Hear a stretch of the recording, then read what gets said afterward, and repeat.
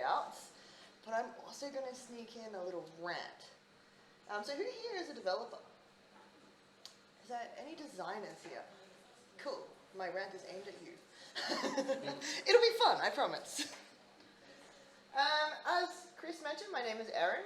I am a senior developer at Shine Solutions. And we're looking for people, if anybody's looking for front-end work. I'm also a Google developer expert and Mozilla tech speaker, and apparently that's not a conflict of interest, so that's nice.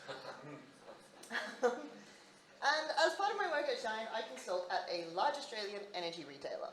And the large Australian energy retailer doesn't like me to use their name in my talks because enterprise. So they are the unnamed electricity company. And I drew them this nice logo. There's a couple of people here from the unnamed energy company today, actually, so you can all appreciate my nice logo. At the unnamed electricity retailer, we have a design process that I think is pretty common among enterprise.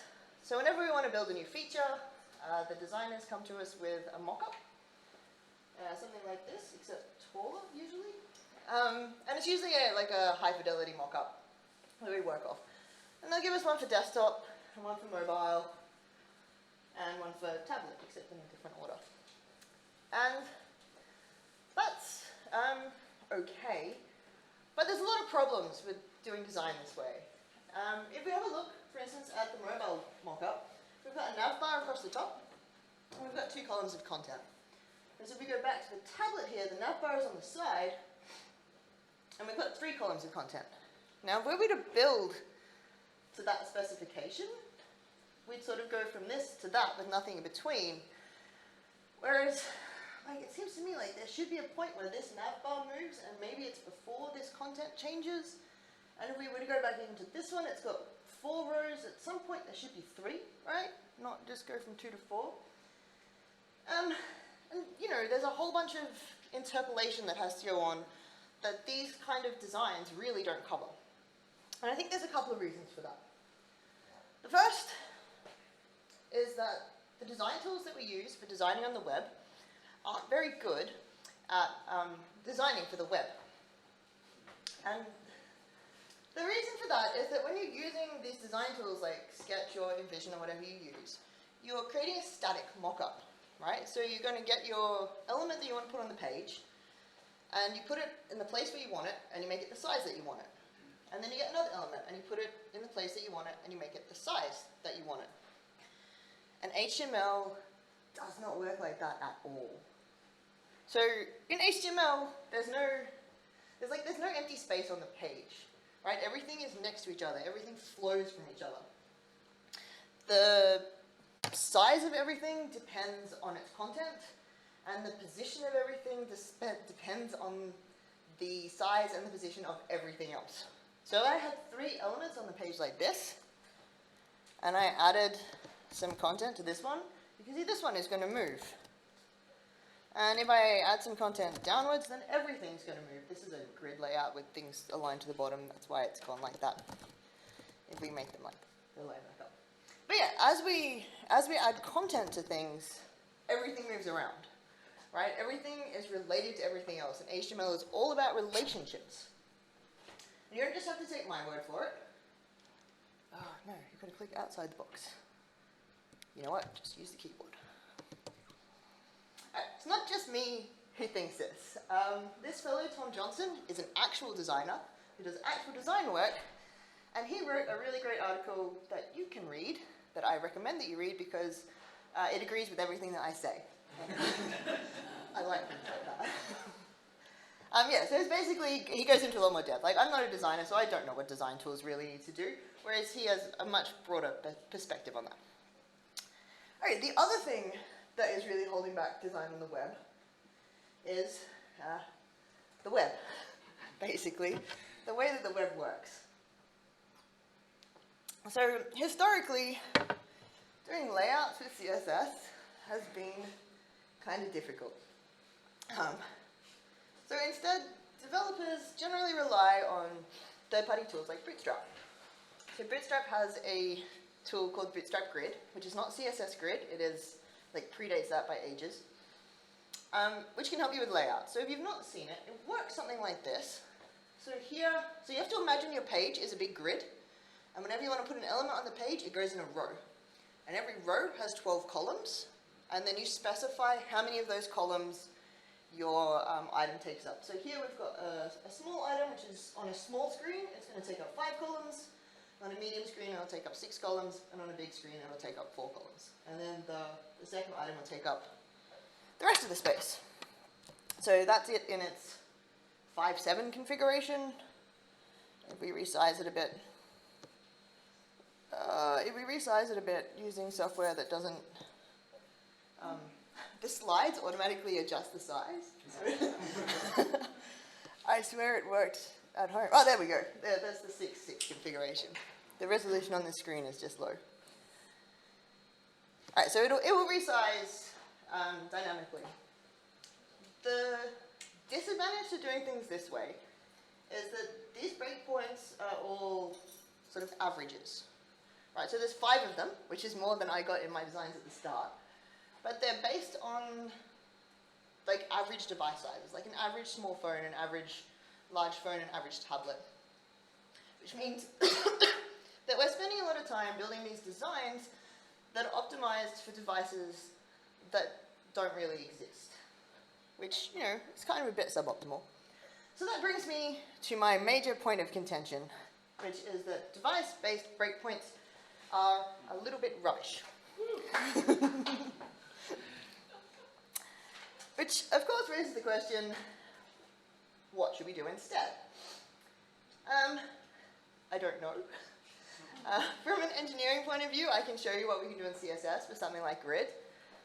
From a design tooling point of view, I have no idea. I don't know what designers need in their everyday life. But one thing that I do think is important is that designers understand how HTML and CSS work.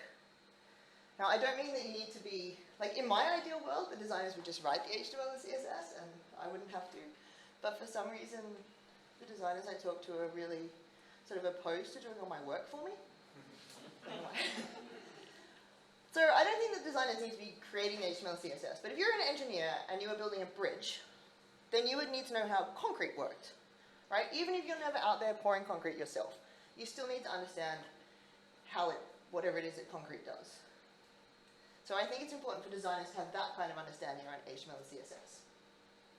And to that end, we're now going to have a look at CSS Grid. So CSS Grid lets us do a bunch of really cool stuff.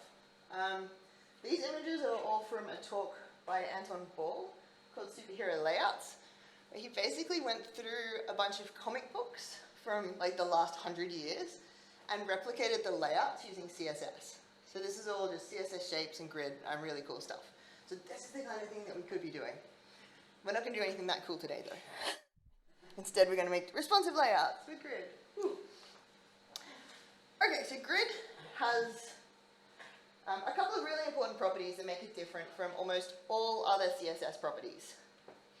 So Grid and Flexbox are the same in that most CSS properties, they apply to the element that you put them on, and that's the only thing they affect. They can change the color or the width or the height or whatever, but they just affect that one element. Grid and Flexbox, on the other hand, they affect their children. So if we have a grid here, we can put this class of grid and make it display grid. Then this outside box is the grid container, and everything else is the grid children. And the children are what we're styling. All right, the other important thing to remember about grid is that the grid exists like independent of the things that are in it, which really helped me understand what was going on. So here we have a grid. If you're using Firefox, there's a really neat tool that you can use to...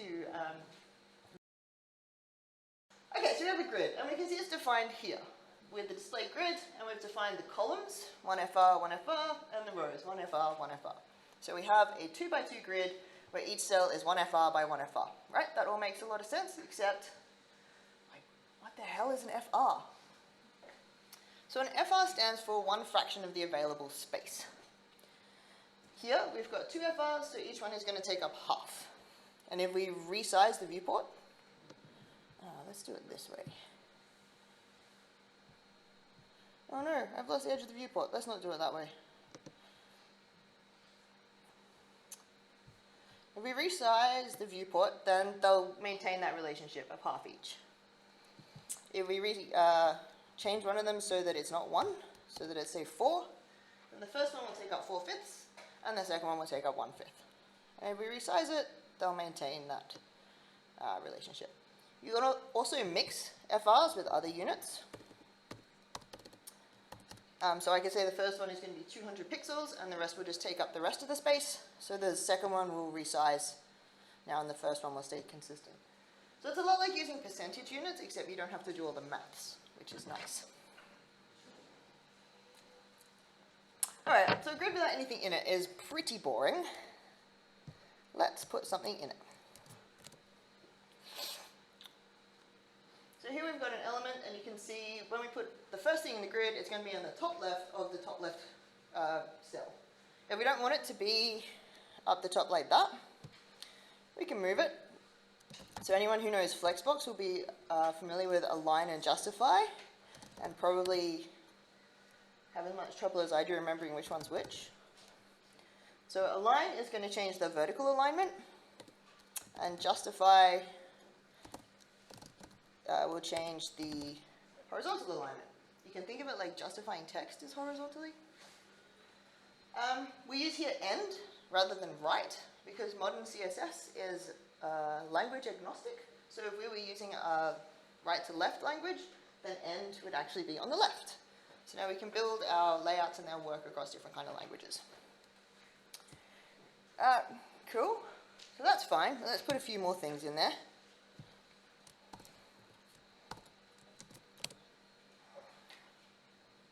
So you can see as we add more things, they're going to fill across the top row, and then they're going to start on the second row. You can switch it around so it goes by column if you prefer, but let's stick with rows. Again, we can say center everything. If we don't have to do it like item by item, we can do the whole grid at once.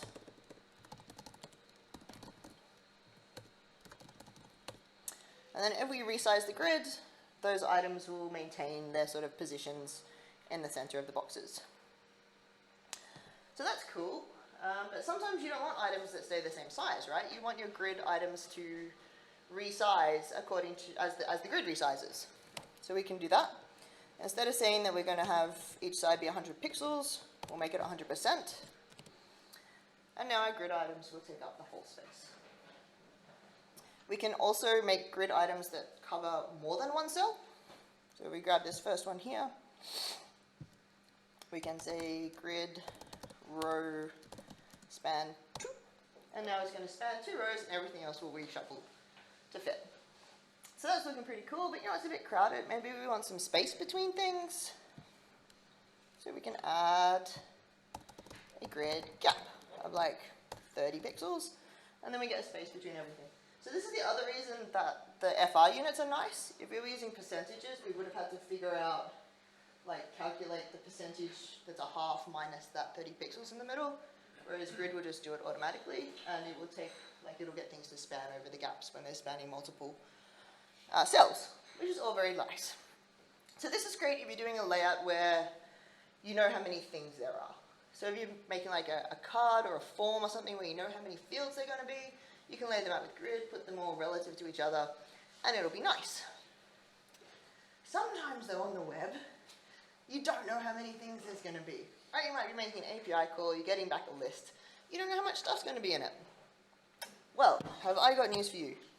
Grid can handle that too. So if we add a couple more items, you can see that the grid is just going to add another row on the bottom and stick those extra items in.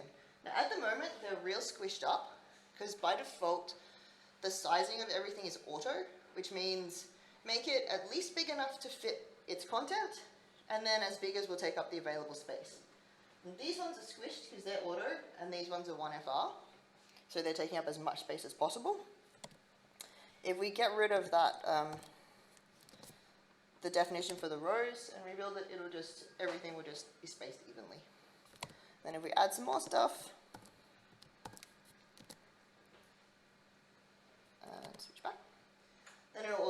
spaced out evenly, and the grid will look after it for you. Alright, so that's pretty cool, but it gets better. So here, we have a grid with 4 columns. So this is just another way of saying 1FR, 1FR, 1FR, 1FR, because developers hate writing the same thing twice, and will quite happily write something that is way longer, as long as we don't have to repeat ourselves. Now here we've got 4 columns, so if we resize the viewport, they'll stretch and grow so that there's always 4 of them. Now sometimes that's what you want, but sometimes what you really want is columns that are like 200 pixels wide, and you just want as many of them as will fit on the screen. So we can do that. Here, instead of saying 4, we say auto fit, and instead of 1FR, we say like 100 pixels. So now we get columns that are 100 pixels wide, and we get as many of them as fit on the screen. So if we resize the viewport, we get less, and then we go bigger, we get more. So this is all right, but you get all this gap here on the side between before the next one can fit in, which, the designers in the room, this doesn't look nice, does it? No. So what we really want is for our columns to be at least 100 pixels wide, but then to also stretch out to fill up all of the available space so that our grid stays nice and in the middle there. And we can do that by, instead of saying 100 pixels, we pass in the min-max function. The min-max function takes 2 values. One is the minimum size, and the other one is the maximum size. So if we say 100 pixels and 1FR or auto or whatever, then you'll see now we have the columns, and they will shrink down to 100 pixels, and then they'll move to fewer columns or more columns. So we've always got the grid is nice and centered, it's taking up all of the available space, and everything looks lovely. So once we've got this, we can combine it with a little bit of Flexbox, and we can build some really cool responsive layouts without using device-based breakpoints. So if we start, this is an implementation of the layout that we had at the start. Obviously this is the mobile view, and as it grows, you can see it goes through all of the other layouts, but it also sort of interpolates all of the layouts in between. And does anyone want to take a guess about how many breakpoints there are in that? Ah, you're all wrong, it's 1. So, that's it, yeah, it's a good trick. Sorry? The nav, not when the nav switches, it's when the words disappear and appear. So just there. If anybody has any idea how to do that without a breakpoint, I would love to hear it. But so far I've had one person say, yes, I can definitely fix that. And then I think he went to the pub.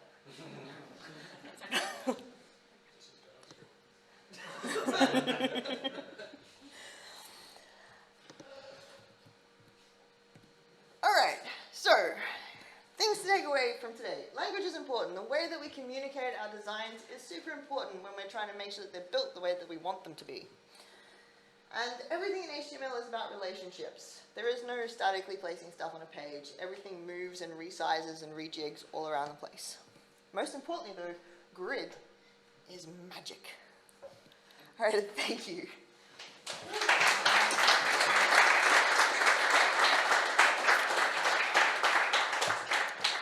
And the demos are there if anybody wants to have a look. Does anyone have questions? And before you do ask questions, I remember to bring chocolates. What are the chocolates for? If you ask a question, and a question can be, can I have a chocolate? You get a chocolate. Can I have a chocolate?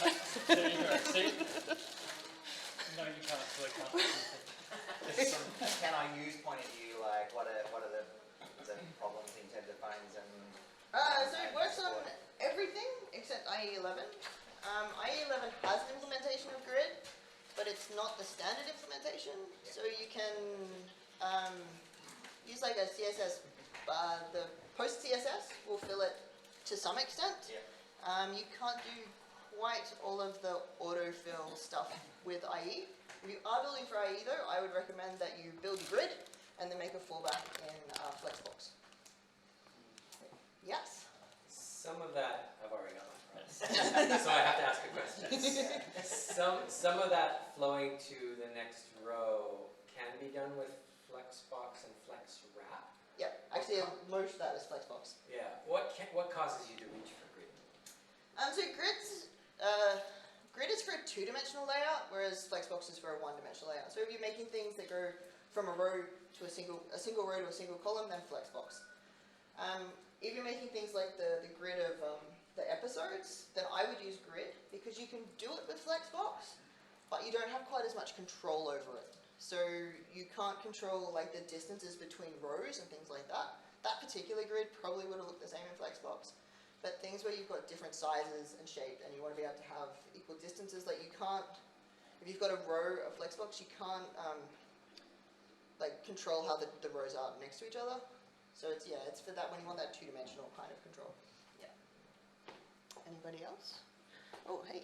I've been in a loop with grid spec. What's the current status of this subgrid or level 2? Subgrid is shipped in Firefox nightly. Sorry. It's in Firefox nightly, and I think it's coming to Firefox. What's the not nightly? Like daily, I guess. Developer edition, isn't that the next I think step it's in up? Developer Edition Is there already. something between them? I could look, but Anyway. yeah, it's definitely coming in Firefox soon. I don't know where it is in Chrome though, or obviously it's not in IE. I think it's a couple of versions away in Chrome. It's Yeah. almost there. Because what's the current desktop? Firefox 71? I think next version will be main. Yep. Yeah. Yes. Hi. With the power of CSS Grid and Breakpoints, how do you choose in between the CSS libraries such as Bootstrap, Tailwinds? They can also do grids and layouts. So how do you combine those two? When you I don't. use I don't use a library. I just write my CSS to what I need it to do. If you are using a library, like if you're using the Bootstrap Grid system, then you probably want to stick with the Bootstrap Grid system because it's going to get weird if you try and combine things. But the idea of it's behind CSS Grid is that you don't need that necessarily. There's an argument, and it's one that I would strongly put out there, as Bootstrap has never had a good purpose. But most of what Bootstrap does is the grid. With CSS Grid, you do not need Bootstrap at all. You really don't need it now. For whatever reasons you may have been using it in the past, as much as you need to rethink how you do your grids using CSS Grid. But the CSS Grid is aligned with design grid theory. So if you know how to design a grid, irrespective of the language and the platform, CSS Grid just makes sense. And it's just, So, the trend you see nowadays, especially in the front-end design industry, so is front-end engineers go away from libraries that only use QCSS to do layout? Yeah, but that's what everywhere I've been working lately, that's what we've been moving towards. Or like a roll your own for something that if you need something specific for a specific product that needs to align to something, you make something for that product. Like the power of Bootstrap is that it works for everyone, and the disadvantage is that you have to do it that like it works okay for everyone. Whereas you can build something that works exactly the way that you want it using native CSS. any more questions? Yes. Can I ask two? You only get. Chocolates. Well, it's a new pack of chocolates, so let's go for it. How do I start learning about grids, and then how do I stay up to date with the changes? Or maybe from your perspective, what resources do you use? To be honest, the way that I really learned about grid was by writing a talk about it. I recommend that approach. To be honest, the stuff that I find online, like it jumps into the really technical side of it, like all of the technical naming stuff, and I find it really confusing. Like, you know, on CSS Tricks, it had that really amazing Flexbox article, and like that's how everybody does Flexbox. They have one for grid as well, and it just doesn't work for me. I don't know. Because it's also like, you know, you have Flexbox Frogger. There is a grid garden, but it only sort of does real basic stuff. So I don't know. Yeah. Otherwise, just like watch watch everything that Jen Simmons and Rachel Andrews ever say, and that'll keep you up to date at least. I think there was one other question, or was it someone after a chocolate? Yeah, so I apologize if this is a dumb question, but I wanted to ask why you would use Flexbox over Grid if you were doing a 1D layout. Yeah, so it's a one-dimensional layout, and you just wanted to flow nicely in a row. Flexbox would be a bit simpler. So the bit on my layout where the nav flips from being on the top to on the side, that's Flexbox, because Flexbox gives you the ability to play around with flex basis a bit. It's a little bit of a hack, I guess. But it is something you can do with Flexbox that's not as easy to do in Grid because you want it to flip from a pure row to a pure column kind of thing. Yeah. Can you reverse the order on Grid as well? Yeah. Oh. And you can go. Yes, because you can say where you want things to be. Yeah, you can do arbitrary order. You can even name things and just say, I want this named thing to be in this position. It's really, really powerful. Way more than you'd ever be able to do with Flex. I don't think reverse row and reverse column. I don't know actually. It's never come up. Don't do that. It's bad for accessibility. Yes. Hi. Yeah, sorry. I saw a glimpse of a property that I didn't recognize with is dash side. Oh, the size, right? That's a CSS custom property. Oh, So it's a CSS variable. Yeah. Oh, okay. Yeah. Just made it easier for me than setting widths and heights. Okay. Yep. All right, we've got time for one more question. If we have one more question. Yes. So you mentioned before, I was wondering if there are any accessibility gotchas or issues with using CSS Grid? Not with Grid in and of itself. Like, it's just a layout, so it's not going to break accessibility. If you are stuffing around with orders of things, that can break accessibility. And if you are like wrapping things in extra elements or whatever to make the grid work, then that's one of the things that Subgrid was trying to solve, is that if you have a list and then you're putting extra elements in to make them work in the grid, then that's breaking accessibility.